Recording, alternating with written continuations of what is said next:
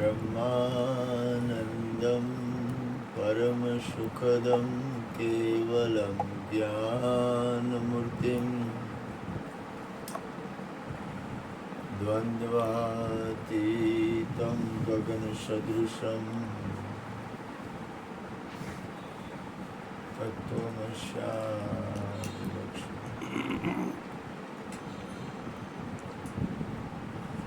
एकं नित्यं विमलमचलं सर्वदे साक्षिभूतं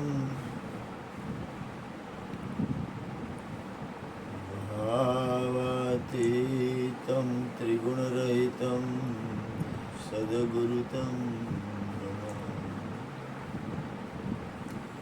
प्रगट गुरु हरि हरि जीवन घटो घट बोलनार लाडल लाल कहे हूँ અને મારું તજે તો મળે નહીં તારણહાર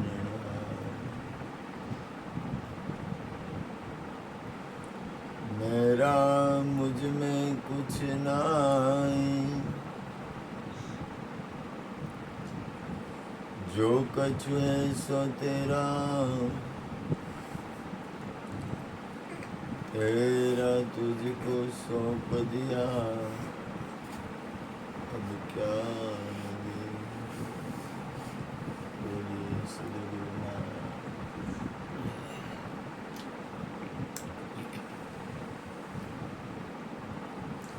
કૃષ્ણે છેલ્લો મુદ્દો કીધો બધા મુદ્દા હારા જ કીધા કૃષ્ણએ પણ એનું બોલવાનું થોડુંક અઘરું છે હારા હારાની અંદર આવી જાય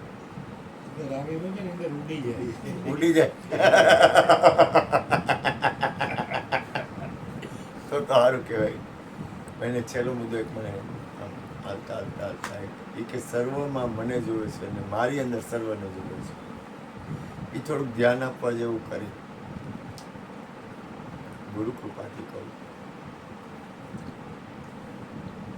કર્મ કર્યા વગર કોઈ રહી નહીં શકે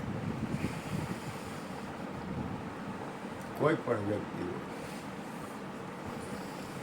આંખનું પટપટાવું ને એ પણ એ કર્મ જ છે કર્મ કર્યા વગર કોઈ નહીં રહી શકે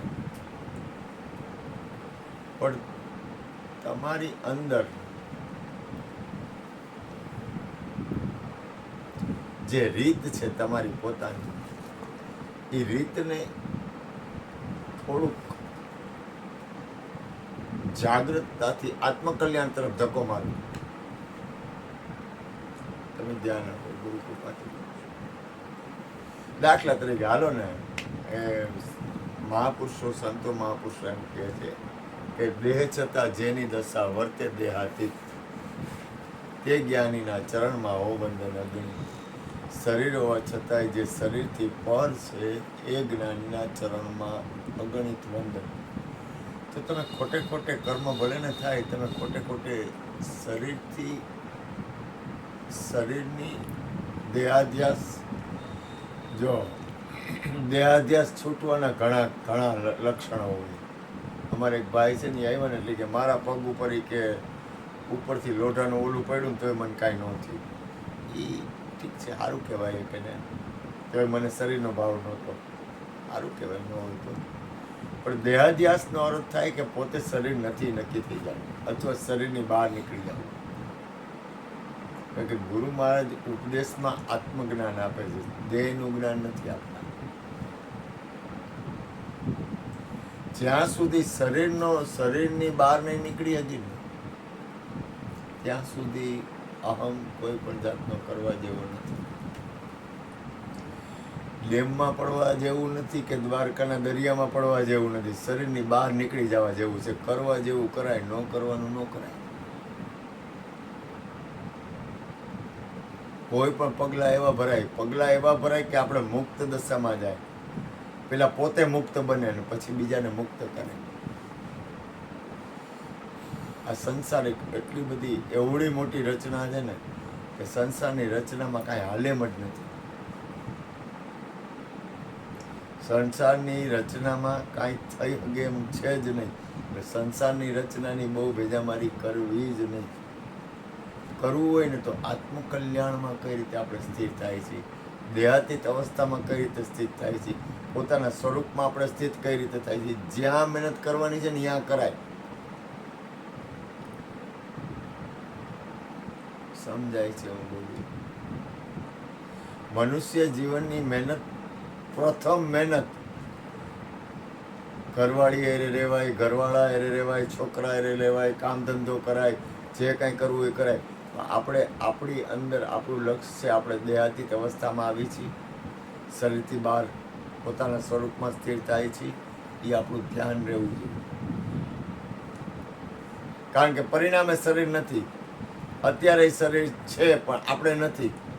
તો જે છે, જે વસ્તુ છે ને એનો અધ્યાસ વધારાય. ભલે ને ખોટે ખોટે કરો ને યાર, જેટલી વાર રહેવાય એટલી વાર, જેટલી વાર હાલે એટલી વાર, જેટલી વાર તમે સ્થિર રહેતા હોય એટલી વાર.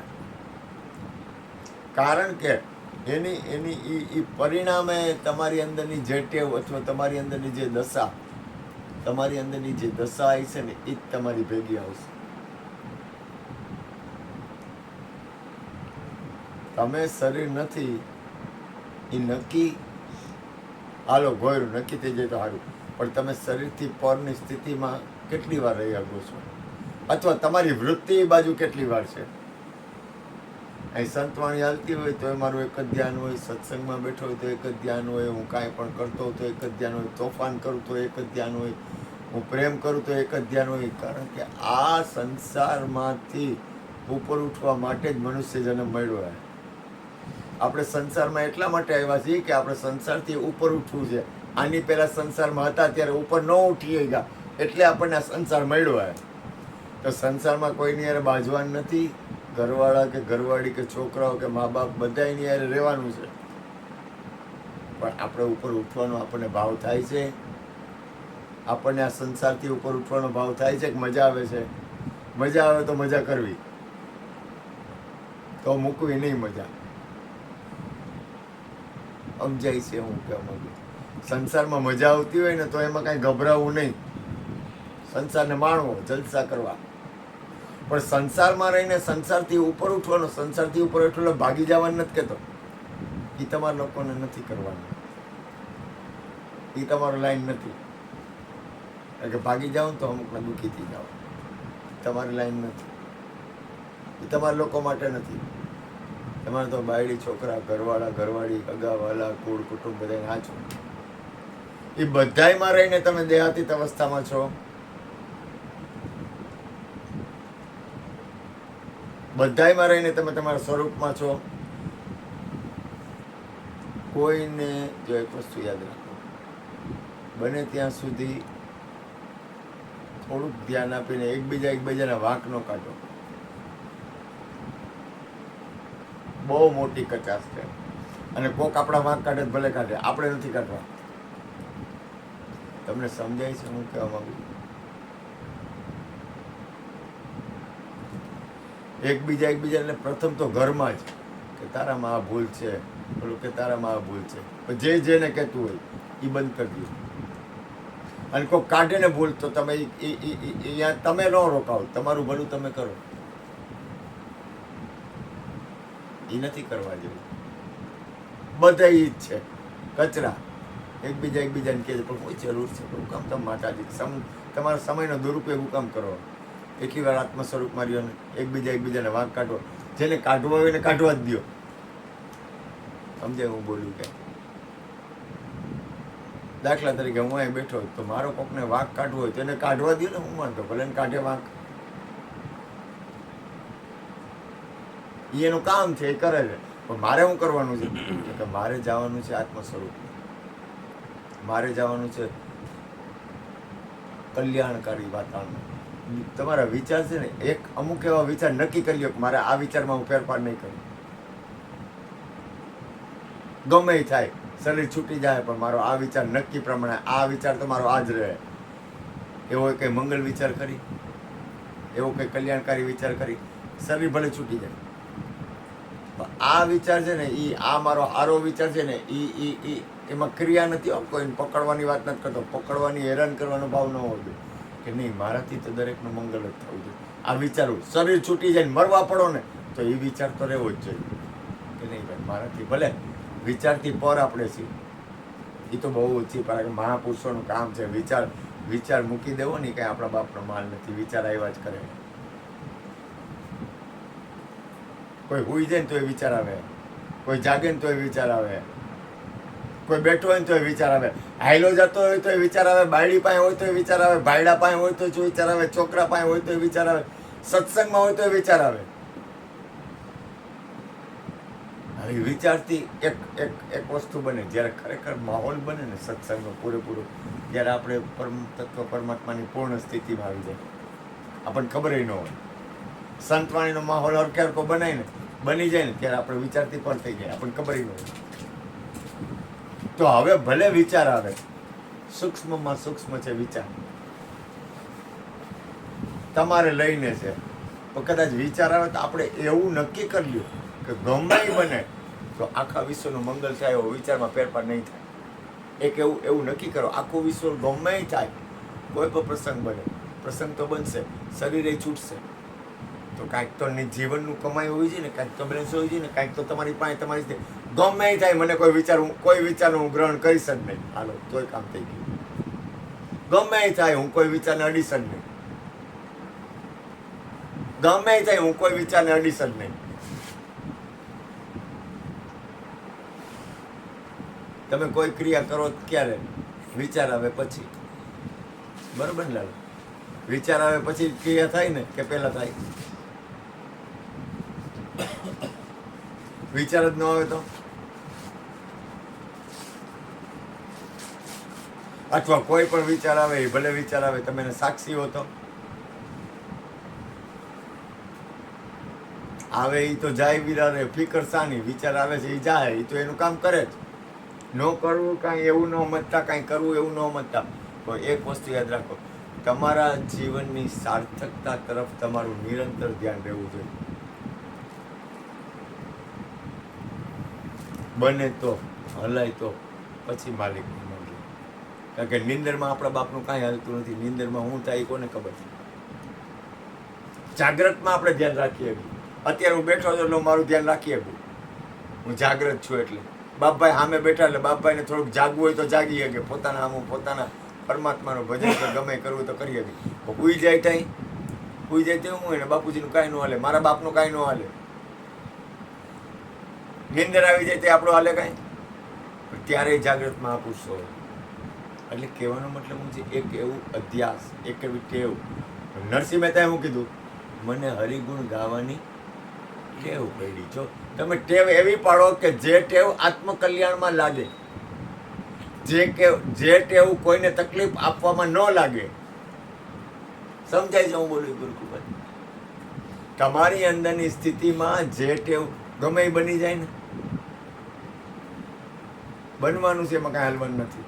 કદાચ કોકને ખીજાવાય જવાય મનથી તો એ ભલે માલિકની મરજી, પાછા વળી જાવ. ગોરધન બાપાનો જે સ્વભાવ હોય છે એ સ્વભાવ રહે. એને જો ગુણુભાઈનું ભલું કરવું હોય છે તો ગોરધનભાઈ ગુણુભાઈનું ભલું કરશે, અને એને ભલું નહીં કરવું હોય તો તમે ગુણુભાઈ ગમે કરશે તો એ નહીં કરે. તો જેને જે કરવું છે એ કરવા દો.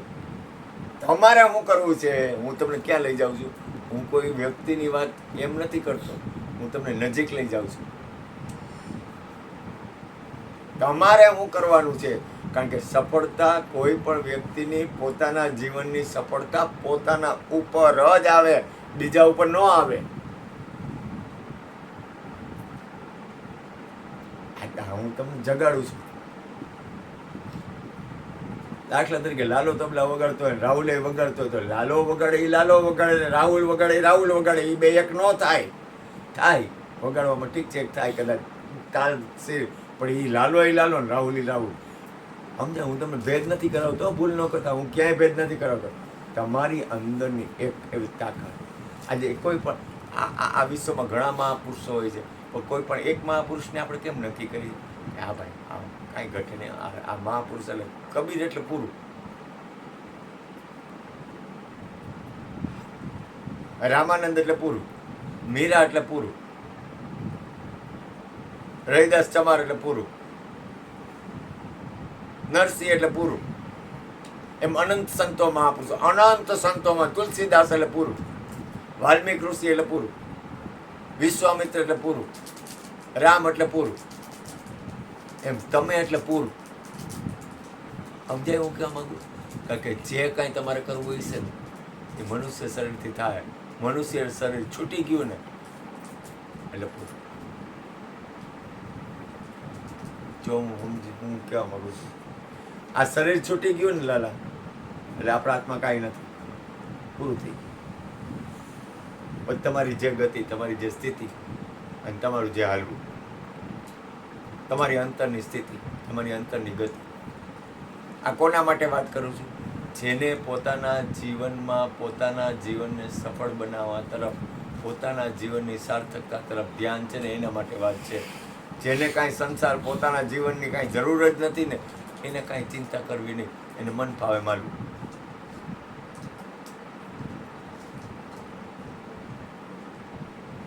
એને કાંઈ બહુ જાજી ઉપાધિ કરવી નહીં, શાંતિથી મોજ કરવાની કાંઈ એ નહીં, એને કાંઈ ઉપાધિ કરાવવી જ નહીં. આ તો પોતાના જીવન તરફ પોતાનું ધ્યાન છે. સાચું ખોટું બનવું ન બનવું એ સદગુરુ માલિકની ઈચ્છા. પરિણામ આપણા હાથમાં નથી, પ્રયત્ન તો આપણા હાથમાં છે. બોલો સદગુરુ મહારાજ, બોલો માં બોલો.